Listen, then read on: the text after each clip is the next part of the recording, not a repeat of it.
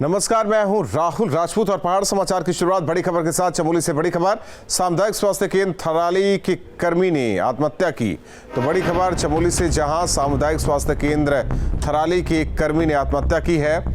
कोटडीप में किराए के कमरे में आत्महत्या की है। कनिष्ठ सहायक पद पर तैनात था संदीप बिष्ट। सनेट गांव का रहने वाला था संदीप। आत्महत्या के कारणों का नहीं चला पता। बड़ी खबर आपको इस वक्त की बता रहे चमोली से, जहां सीएचसी थराली के कर्मचारी ने खुदकुशी की। कोटडीप में किराए के कमरे में रहता था। कनिष्ठ सहायक पद पर तैनात था संदीप बिष्ट। सनेट गांव का रहने वाला था संदीप। आत्महत्या के कारणों का नहीं चला पता।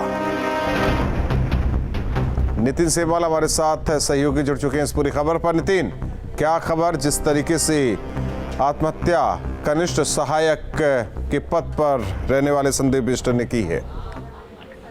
जी, अभी पुलिस और राजस्व विभाग इस पूरे मामले की जांच कर रही है, क्योंकि कमरे में जो युवक है उसने फांसी लगा दी थी और स्वास्थ्य विभाग में तैनात था।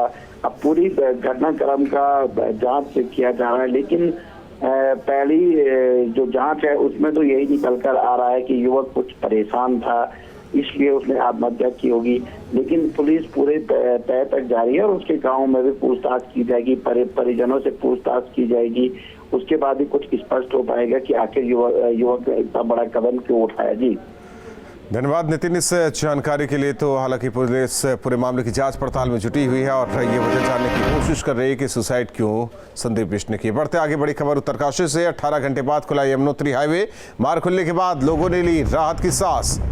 तो 18 घंटे बाद खुला यमुनोत्री हाईवे। उत्तरकाशी से बड़ी खबर, मार्ग खुलने के बाद लोगों ने राहत की सांस ली है। यमुनोत्री धाम तक फिर शुरू हुई यात्रा। तो 18 घंटे बाद रास्ता खुला। मार्ग खुलने के बाद लोगों ने राहत की सांस ली। यमुनोत्री धाम तक फिर शुरू हुई यात्रा। तो बड़ी खबर इस वक्त की, 18 घंटे बाद खोला गया रास्ता। मार्ग खुलने के बाद लोगों ने राहत की सांस ली। यमुनोत्री धाम तक फिर शुरू हुई यात्रा। तो बड़ी खबर आपको उत्तरकाशी से बता रहे हैं, जहां 18 घंटे बाद खुला यमुनोत्री हाईवे। मार्ग खुलने के बाद लोगों ने राहत की सांस ली। यमुनोत्री धाम तक फिर शुरू हुई यात्रा। तो बड़ी खबर आपको इस वक्त के उत्तरकाशी से बता रहे हैं, 18 घंटे बाद खुला यमुनोत्री हाईवे। दरअसल जिस तरीके से लगातार बारिश हो रही है और ऐसे में पहाड़ तो दरक रहे हैं, साथ ही साथ जमकर बारिश होने की वजह से रास्ता बंद हो रहा है। तो उत्तरकाशी में यमुनोत्री हाईवे बंद हुआ। हालांकि 18 घंटे बाद इसे खोला गया। एनएस टीम और बीआरओ की टीम ने मिलकर खोला है। यमुनोत्री धाम तक एक बार फिर यात्रा शुरू की गई है। वहीं पहाड़ों में लगातार हो रही बारिश से लोगों की परेशानियां बढ़ गई। बद्रीनाथ राष्ट्रीय राजमार्ग लामबगड़ स्लाइड की पास जहां पहाड़ी टूटने का एक लाइव वीडियो सामने आया। देखिए इसे, सड़क मार्ग पर मलबा आने से सड़क मार्ग बंद हो गया है। लैंडस्लाइड में लगातार हो रही बारिश के बाद पहाड़ का आधा हिस्सा टूटकर सड़क पर गिर गया, जिसे साफ करने में अभी 2 दिन कहा जा रहा है कि लग सकते हैं। सड़क से मलबा हटाने का काम जारी है। लैंडस्लाइड की वजह से सबसे बुरा हाल बद्रीनाथ राष्ट्रीय राजमार्ग का है, जो चमोली जिले के कई जगहों पर लगातार बंद हो रहा। वहीं बद्रीनाथ राष्ट्रीय राजमार्ग पर भारी बारिश के चलते कई जगहों पर हाईवे बंद हुआ। पीपलकोटी के पास लगातार मलबा गिर रहा। बाजपुर के पास भी पहाड़ी से मलबा गिरने का सिलसिला जारी है, जिसकी वजह से वहां से गुजरने वालों की जान जोखिम में रहती है।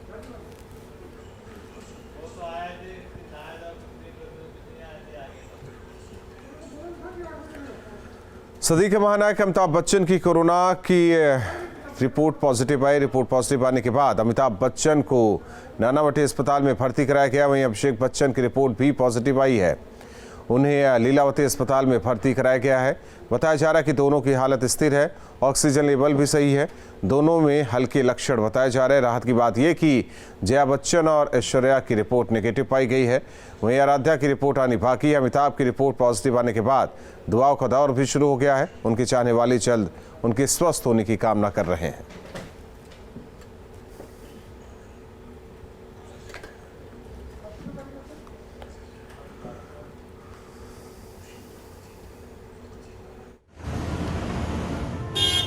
कोरोना महामारी ने सदी के महानायक अमिताभ बच्चन के परिवार को भी अपनी चपेट में ले लिया है। रिपोर्ट पॉजिटिव आने के बाद अमिताभ और अभिषेक बच्चन को मुंबई के नानावटी अस्पताल में एडमिट कराया गया है। अमिताभ ने कोरोना से संक्रमित होने की जानकारी खुद ट्वीट करके दी। अमिताभ बच्चन ने अपने ट्वीट में लिखा कि मुझे कोरोना पॉजिटिव पाया गया है, हॉस्पिटल में शिफ्ट कर दिया गया है, हॉस्पिटल अथॉरिटीज को सूचित कर रहा है, परिवार और बाकी स्टाफ का टेस्ट हो रहा है, जांच के नतीजों का इंतजार है। पिछले 10 दिनों में जो भी लोग मेरे करीब रहे उन सभी से निवेदन है कि कृपया अपना अपना टेस्ट करा लें। अमिताभ के इस ट्वीट के बाद परिवार के दूसरे सदस्यों की रिपोर्ट भी आ गई, जिसमें अभिषेक बच्चन भी पॉजिटिव पाए गए। अभिषेक बच्चन को लीलावती अस्पताल में भर्ती कराया गया है। अभिषेक बच्चन ने ट्वीट कर बताया कि हम दोनों में कोरोना के मामूली लक्षण पाए गए हैं और दोनों की तबीयत फिलहाल ठीक है, पैनिक लेने की जरूरत नहीं है। अमिताभ और अभिषेक की रिपोर्ट पॉजिटिव आने के बाद दुआओं का दौर भी शुरू हो गया है। केंद्रीय स्वास्थ्य मंत्री के साथ तमाम मंत्रियों और फिल्म स्टार ने उनके जल्द स्वस्थ होने की कामना की है। हम सबके प्रिय और हिंदुस्तान की धरोहर अमिताभ बच्चन जी, उनकी थोड़ी तबीयत खराब है। उनका कोरोना टेस्ट जो है पॉजिटिव आया है, लेकिन हम सब आशान्वित हैं, वो बिल्कुल अच्छे हो जाएंगे, ठीक हो जाएंगे। उनके चाहने वाले न सिर्फ हिंदुस्तान में हैं बल्कि पूरी दुनिया में। जैसे लाखों लोग कोरोना को हराकर आगे बढ़े हैं, वैसे ही हमारे अमिताभ बच्चन जी जल्दी ही इस कोरोना को हरा करके फिर हमारे बीच में वैसे ही हंसते मुस्कुराते अभिनय की दुनिया में खड़े होंगे। समाजवादी पार्टी के अध्यक्ष अखिलेश यादव ने भी अमिताभ बच्चन के जल्द ठीक होने की कामना की है। Team news state. तो अमिताभ बच्चन ने कुछ दिन पहले कोरोना पर खुद भी एक कविता बनाई थी। सुनिए कैसे कोरोना से बचने की विधि बताई थी अमिताभ बच्चन ने। बहुतेरे इलाज बतावें जन जनमानस सब, बहुतेरे इलाज बतावें जन जनमानस सब, केकर सुने केकर नाही कौन बताई सब। क्यों कहस कलौंजी पीसो क्यों आंवला रस, क्यों कहस कलौंजी पीसो क्यों आंवला रस, क्यों कहस घर में बैठो हिलो न ठस से मस। अब ईर कहन और बीर कहन कि ऐसा कुछ भी करो ना, ईर कहन और बीर कहन कि ऐसा कुछ भी करो ना, बिन साबुन के हाथ धोई के केहू का भैया छुओ ना। हम कहा चलो हमऊ कर देते हैं जैसन बोलें सब, हम कहा चलो हमऊ कर देते हैं जैसन बोलें सब, आवे देव करोना फिरोना ठेंगवा दिखाओ तब। बढ़ते आगे उत्तराखंड में कोरोना के मरीज लगातार मिल रहे हैं। राज्य में कोरोना मरीजों का आंकड़ा बढ़कर 3,417 हो चुका है, जबकि पिछले 24 घंटे में 45 नए केस सामने आए। लेकिन गनीमत ये कि कोरोना का रिकवरी रेट भी 79.54% को पार कर गया। इसके चलते प्रदेश में 2,718 मरीज अब तक ठीक होकर हॉस्पिटल से डिस्चार्ज भी हो चुके हैं। प्रदेश में अभी कुल 623 एक्टिव केस है। प्रदेश में अब तक 46 कोरोना पीड़ितों की मौत भी हो चुकी है। वहीं सूबे में कोरोना मरीजों का डबलिंग रेट अभी 50.333 है। अगर जिलों में कंटेनमेंट जोन की बात करें तो देहरादून में 4, हरिद्वार में 58, टिहरी में 1, उधम सिंह नगर में 13, उत्तरकाशी में 4, नैनीताल में 2 कंटेनमेंट जोन अभी है।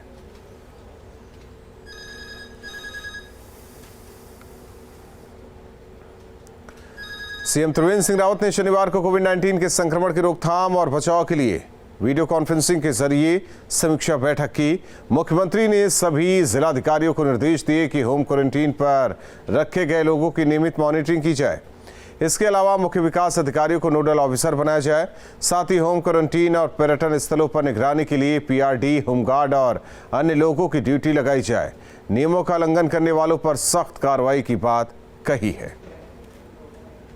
हम हर सप्ताह अपने जो जिलाधिकारी हैं और वहाँ के सीएमओ हैं और जिन पे जिम्मेदारी दी गई है कोविड की, ऐसे अधिकारियों से हर शनिवार को 10 बजे मैं स्वयं उनसे बातचीत करता हूं, उनसे फीडबैक लेते हैं। जो लक्ष्य उनको दिए जाते हैं टेस्टिंग के, वो कर पा रहे हैं नहीं कर पा रहे हैं, उनकी दिक्कतें क्या आ रही हैं उनको, उन सब बातों को सुना जाता है। बीजेपी प्रदेश अध्यक्ष बंशीधर भगत ने रुद्रपुर स्थित ईएसआईसी अस्पताल का औचक निरीक्षण किया। इस दौरान अस्पताल में लोगों का इलाज न होने के चलते अधिकारियों को जमकर फटकार लगाई। निरीक्षण के दौरान उन्होंने अस्पताल में कई तरह की खामियां पाई। इतना ही नहीं, बदहाली स्तर कुछ ऐसा कि 100 करोड़ की लागत से बना अस्पताल सिर्फ 4 डॉक्टर्स के भरोसे चल रहा है। यही नहीं, अस्पताल में किसी भी जांच के लिए कोई भी उपकरण मौजूद नहीं है। ये कुमाऊं का एकमात्र ईएसआईसी अस्पताल है। जिसके बाद उन्होंने अस्पताल में जरूरी उपकरणों को जल्द से जल्द खरीदने और अस्पताल से श्रमिकों को लाभ पहुंचाने के निर्देश दिए हैं। वहीं निरीक्षण के दौरान बीजेपी नेता सोशल डिस्टेंसिंग की धज्जियां उड़ाते हुए दिखाई दिए। हॉस्पिटल को देखने के लिए यहाँ के विधायक जी दोनों बैठे हैं, इन्होंने और गुप्ता जी ने और तिलक जी ने कहा कि ये केवल एक सफ़ेद हाथी बन के रह गया है, इसको ज़रा एक बार देख लो। तो मैंने इसको आज देखा है। न तो यहाँ डिस्पेंसरी ढंग की है, न यहाँ पैथोलॉजी लैब ढंग की है, न डेंटल की कोई सामग्री है। मतलब अभी कोई ढंग से काम यहाँ हो रहा है ऐसा हम नहीं कह सकते, संतुष्ट नहीं। बड़ी खबर देहरादून से। चारधाम देवस्थानम एक्ट पर बयानबाजी। नैनीताल सांसद अजय भट्ट का बयान, एक्ट को लेकर सरकार को सोचना चाहिए, लोग हो रहे लामबंद। ये कहना अजय भट्ट का, सरकार को फैसले पर पुनर्विचार करना चाहिए। विपक्ष के लिए बड़ा मुद्दा बना एक्ट, सभी पक्षों पर होना चाहिए था विचार। हाईकोर्ट में विचाराधीन है देवस्थानम बोर्ड को लेकर एक्ट। उत्तराखंड चारधाम देवस्थानम एक्ट दरअसल हाईकोर्ट में विचाराधीन है। तीर्थ पुरोहित और सरकार दोनों ही पक्ष हाईकोर्ट में अपनी दलीलें रख चुके हैं। इस मामले में हाईकोर्ट ने अपना फैसला सुरक्षित रखा है। मामले पर फैसला आने से पहले बीजेपी के पूर्व प्रदेश अध्यक्ष और नैनीताल के मौजूदा सांसद अजय भट्ट का बड़ा बयान सामने आया है। अजय भट्ट का कहना कि कोई भी कानून अगर आने से पहले बड़ी संख्या में लोगों को प्रभावित कर रहा है, उसके खिलाफ लोग लामबंद हो रहे हैं, तो सरकार को इस पर दोबारा विचार करना चाहिए। ऐसे फैसले वापस लेने में भी कोई दिक्कत नहीं होती। सांसद अजय भट्ट का कहना कि विपक्ष भी इस मुद्दे पर लामबंद हो रहा है, लोगों के साथ खड़ा हो रहा है। ऐसे में सरकार को इस तरह के कानून के बारे में एक बार फिर सोचना चाहिए। वहीं सांसद अजय भट्ट का यह भी कहना है कि जनता के लिए लाने वाले कानून में जल्दबाजी नहीं होनी चाहिए, इस पर पूरा विचार होना चाहिए। हालांकि अजय भट्ट ने इसे अपनी व्यक्तिगत राय बताया है, लेकिन बतौर पार्टी के वरिष्ठ नेता और सांसद होने के चलते अजय भट्ट के इस बयान से सरकार और पार्टी के अंदर भी कई सवाल खड़े होंगे। कहीं पर किसी कानून के कारण बहुत जटिलता आती है तो उसको जब तक शंकाओं का समाधान न हो जाए या तो स्थगित करें या समाप्त कर देना चाहिए। ये मेरा व्यक्तिगत विचार है। सरकार ने भलाई के लिए कोई कानून बनाया, लेकिन भलाई के बजाय बुराई आने लगी। जनता से जो आवाज़ निकल रही है, जो उनकी डिमांड से हैं और जिस पर लोग बहुमत के तौर पर जुड़ते जा रहे हों, उसकी ओर हमको जरूर ध्यान देना चाहिए और लचीला हमारा स्वभाव होना चाहिए। उत्तराखंड के 12 जिलों में भारत नेट फेज 2 के जरिए इंटरनेट पहुंचाया जाएगा। परियोजना को केंद्र से मंजूरी मिल गई है। सीएम त्रिवेंद्र सिंह रावत ने बताया कि केंद्र सरकार ने इसके लिए करीब 2000 करोड़ रुपए की स्वीकृति दी है। उन्होंने पीएम मोदी और केंद्रीय सूचना प्रौद्योगिकी के साथ दूरसंचार मंत्री का आभार जताया। उन्होंने कहा कि प्रदेश के सभी ग्राम पंचायतों में इंटरनेट पहुंचाने से विकास के एक युग का आरंभ होगा, ग्रामीण अंचलों की अर्थव्यवस्था को गति मिलेगी। भारत नेट फेज 2 परियोजना में राज्य के 12 जिलों के 65 ब्लॉक के अंतर्गत 5991 ग्राम पंचायतों में इंटरनेट पहुंचाया जाएगा। मुख्यमंत्री के मुताबिक यूनिवर्सल सर्विसेज ऑब्लिगेशंस फंड द्वारा परियोजना वित्त पोषित है। भारत ब्रॉडबैंड नेटवर्क लिमिटेड इस परियोजना को 2 चरणों में क्रियान्वित कर रहा है। फेज 2 परियोजना है, उसके तहत उत्तराखंड के लिए 2000 करोड़ रुपए की स्वीकृति आई है। जरूरी भी हमारी जैसे राज्य की भौगोलिक परिस्थितियां हैं, जिस तरह की विषमताएं हैं, क्लाइमेटिक कंडीशंस हैं, ऐसे में तमाम तरह की जो असमानताएं हैं उनको दूर करने में एक महत्वपूर्ण भूमिका निभाएगा। उत्तराखंड में भारत नेट का ये फेज 1 परियोजना का कार्य ये BBNL द्वारा स्वयं विभिन्न संस्थाओं जैसे BSNL व अन्य कंपनियों के माध्यम से कराया जा रहा है। 1865 ग्राम पंचायतों को जोड़ा जाना है। इसमें ये स्टेट मॉडल होगा। ये इसमें मैंने जैसे बताया कि 2000 करोड़ रुपए की लागत इसमें आएगी। से 5991 गांव पंचायतों में इसे पहुंचाया जाएगा और साथ ही जो हमारी दूर संचार की सेवाएं हैं उनको भी दुरुस्त किया जाएगा। पौड़ी के रिखड़ीखाल इलाके में गर्भवती महिला स्वाति ध्यानी और नवजात की मौत मामले में हालांकि पॉल थम नहीं रहा। पूर्व सीएम हरीश रावत ने राज्य सरकार पर जमकर हमला किया। हरीश रावत देहरादून के पंडित दीनदयाल उपाध्याय जिला चिकित्सालय में पहुंचे, जहां उन्होंने महिला और उनके नवजात के निधन पर शोक जताया। इस दौरान रावत ने कहा कि उनकी सरकार के दौरान प्रदेश में 108 एम्बुलेंस सेवा बेहतर तरीके से काम कर रही थी, लेकिन अब प्रदेश में स्वास्थ्य सेवाएं लगातार चरमरा रही है। 108 सेवा का जिस तरीके से कचूमर निकल गया है, तो ये सब चीज़ें जो हैं ऐसी हैं जिससे पीड़ित मेरा मन भी बड़ा आतुर था और इसलिए मैंने उस कॉल को, और जिस हालात में स्वाति मरी है वो चिंताजनक है, तो मैं बड़ी शर्मिंदगी के भाव से इस बेटी को श्रद्धांजलि देने के लिए यहाँ पर आया हूँ और मैंने दिया जा रहा है। प्रदेश में स्वास्थ्य व्यवस्था को लेकर कांग्रेस कार्यकर्ताओं ने चमोली में प्रदर्शन किया। जिले की अलग अलग तहसील में कांग्रेसी कार्यकर्ताओं ने बिगड़ती स्वास्थ्य व्यवस्था के खिलाफ जमकर प्रदर्शन किया। कांग्रेसी कार्यकर्ताओं ने सामुदायिक स्वास्थ्य केंद्र में पहुंचकर मोमबत्ती जलाई और सरकार के खिलाफ जमकर नारेबाजी की। साथ ही सरकार से स्वास्थ्य सेवा पर ध्यान देने की मांग की है। देखो, अभी तो यहाँ राज्य सरकार और केंद्र सरकार की स्वास्थ्य विभाग की तरफ बिल्कुल भी लापरवाही है, ध्यान नहीं दे रहे हैं। और हमारी महिलाएं जगह जगह इतने दूर दूर से आके भी यहाँ पे स्वास्थ्य शिक्षा उनको ढंग से नहीं मिल पा रहा है। लेडी डॉक्टर नहीं है और कोई भी टेक्नीशियन यहाँ पे नहीं है। इसलिए हम सरकार से ये मांग करते हैं, यहाँ पर समस्त टेक्नीशियन, समस्त स्टाफ आना चाहिए।